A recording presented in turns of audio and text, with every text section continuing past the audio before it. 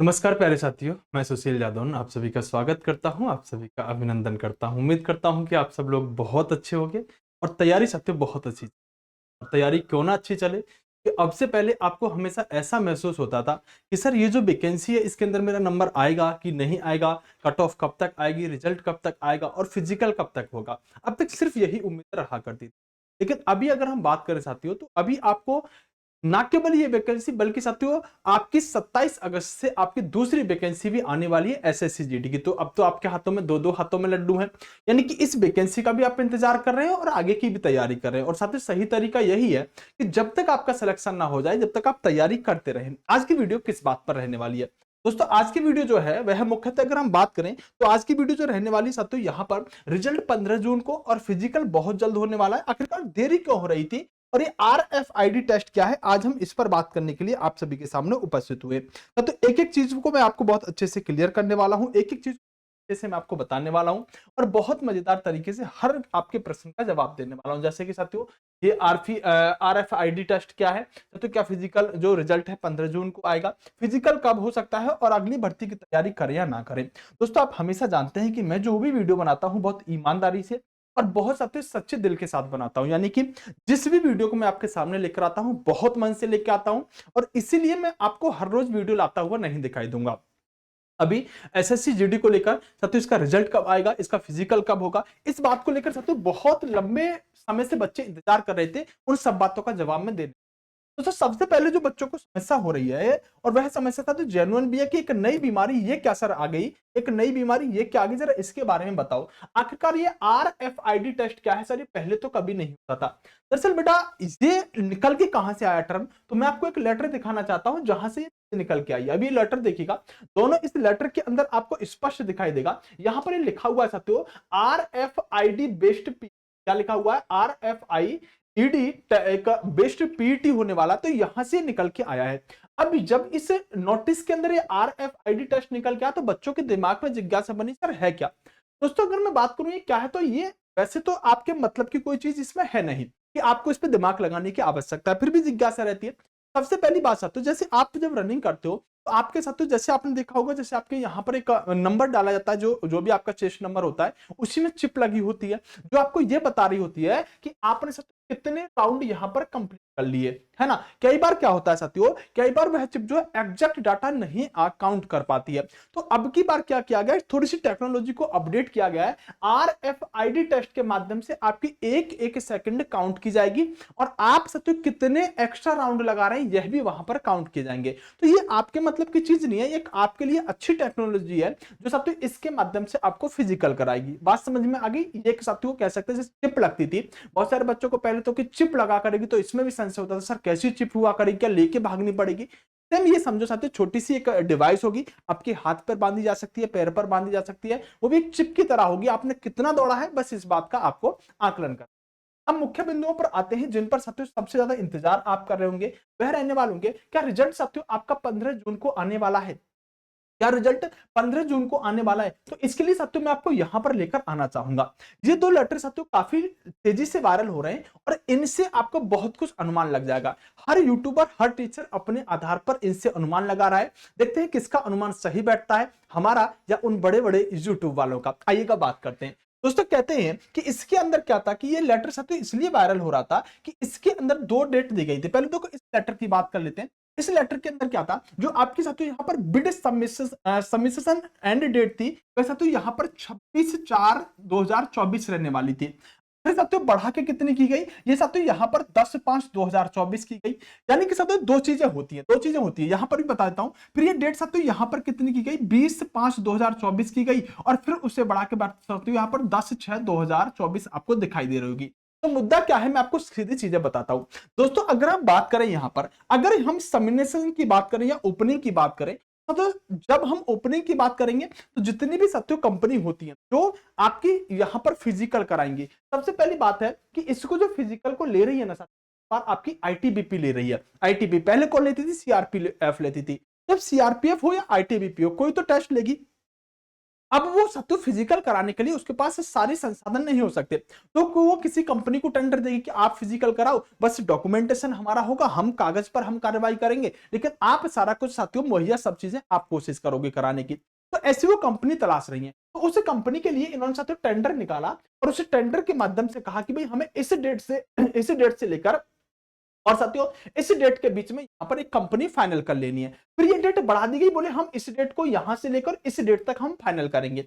अब ये लेटर पहले था, इसके बाद ये लेटर आया जिसके अंदर कहा गया कि 20/5/2024 तक जो हमें अब काम करना था वह साथियों अब कब करना है। अब साथियों यहां पर डेट दी गई है, वो साथियों अब कब करना है, ये आपका 21/5/2024 से लेकर और साथियों आपका ये 11/6/2024 तक खत्म करना है। मतलब 21/5 से लेकर और 11/6/2024 तक सब कुछ फाइनल करना है। मतलब अभी जो काम चल रहा है वो आपका 11 जून तक साथियों काम चल रहा है, 11 जून तक काम चल रहा है, 11 जून 2000 साथियों आपका 24 तक काम चल रहा है अभी यहां पर। तो सर 11 जून तक तो आपका रिजल्ट नहीं आना चाहिए, बस यही गलतफहमी। आप एक बात बताओ, जैसे रिजल्ट जारी करना किसका काम है, एसएससी का, और साथियों आपका फिजिकल कराना किसका काम है, आईटीबीपी का। तब साथियों आईटीबीपी अपने हिसाब से क्रिया को आगे बढ़ा रही है और एसएससी जीडी अपने हिसाब से क्रिया को आगे बढ़ा रही है। क्या ये साथियों कोई नियम थोड़ी है कि जब तक रिजल्ट नहीं आएगा तब तक साथियों फिजिकल के लिए ये ऐसे टेंडर जारी नहीं करेंगे, ऐसा तो संभव नहीं है। और दूसरा रिजल्ट आने के बाद ऐसा थोड़ी है कि रिजल्ट आने के बाद आपको समय नहीं दिया जाएगा। अगर रिजल्ट आज निकाल दें तो मान लो आपको 2 महीने वो आपको तैयारी के लिए दे सकते हैं, ऐसा थोड़ी कि 10 दिन बाद ही फिजिकल होगा। तो साथियों इस डेट से अगर आप से रिजल्ट का अनुमान लगा रहे हैं तो बिल्कुल गलत है। इस डेट से हां आप फिजिकल का अनुमान लगा सकते हैं, बिल्कुल सही है।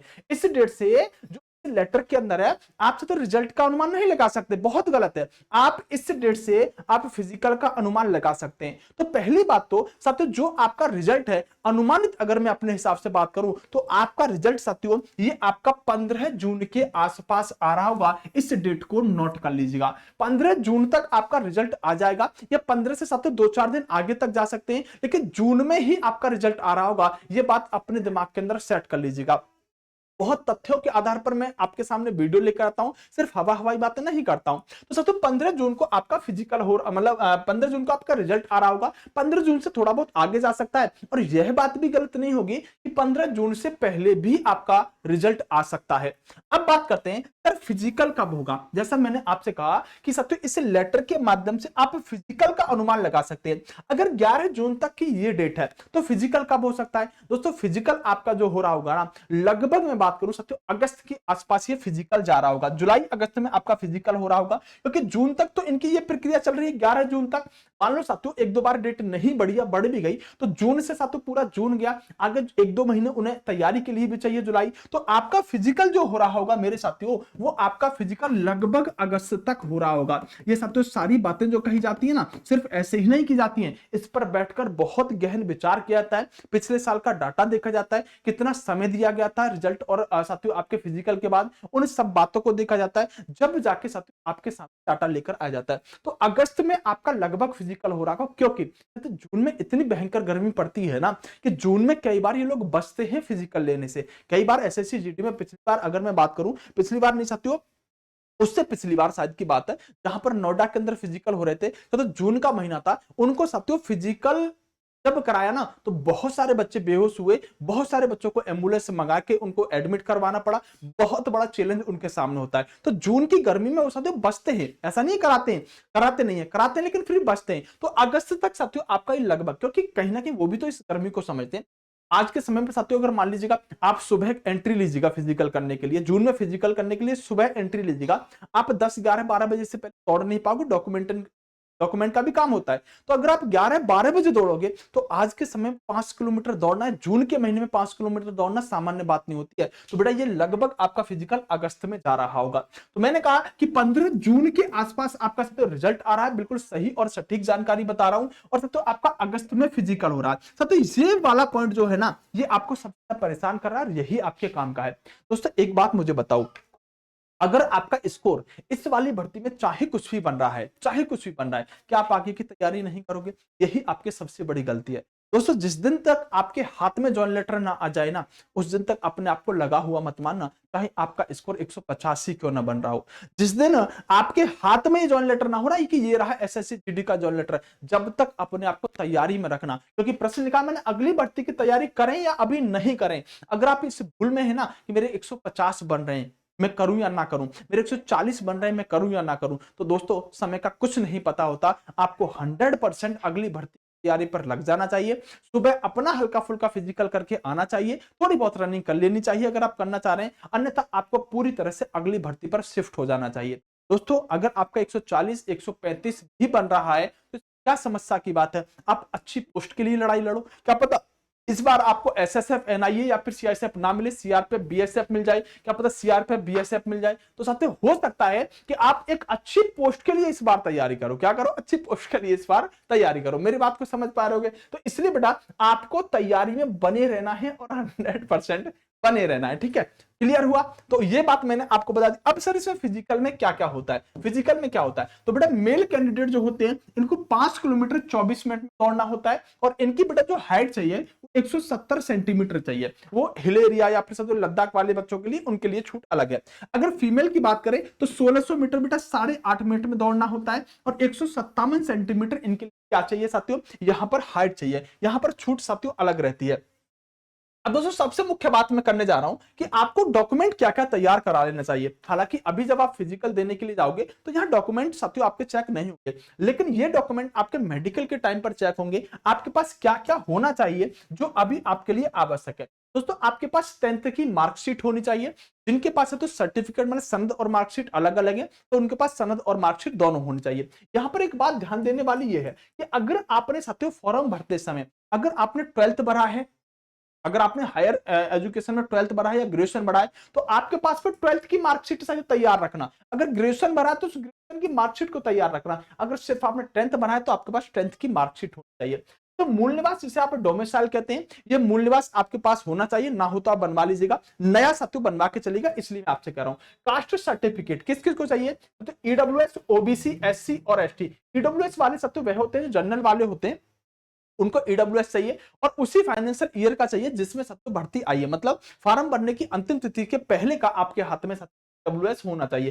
4 फोटो होने चाहिए। आईडी साथियों आपको आधार, पैन, डीएल, वोटर आईडी इनमें से कोई भी चलेगी, और ये 2 सेट आपको डीवी के टाइम पर चाहिए जब आपका मेडिकल होगा। तो ये डॉक्यूमेंट आपको लगभग तैयार करवा के रखने हैं। दोस्तों अगर मेरी जानकारी सही लिखती है, मतलब मेरी जानकारी जो आपको बताई अगर सही लगती है, तो आप एक बार वीडियो को लाइक करके चैनल को सब्सक्राइब जरूर कर दीजिएगा। मैं हर वीडियो में ऐसी बातें नहीं बोलता हूं, लेकिन आपको इस चैनल पर अगर सब्सक्राइब आप करेंगे तो आपको इस चैनल पर सबसे सटीक जानकारी मिलेगी। आपको इस चैनल पर कभी कोई फालतू की वीडियो नहीं मिलेगी। इवन आप इस चैनल पर जाकर देखिएगा, जितना कंटेंट हमने हिस्ट्री, पॉलिटी, यूपी, जीके वगैरह वगैरह डाल रखा है, इतना किसी ने नहीं डाल रखा होगा। कंप्लीट साथियों आपको सब कुछ पढ़ने के लिए मिल जाएगा।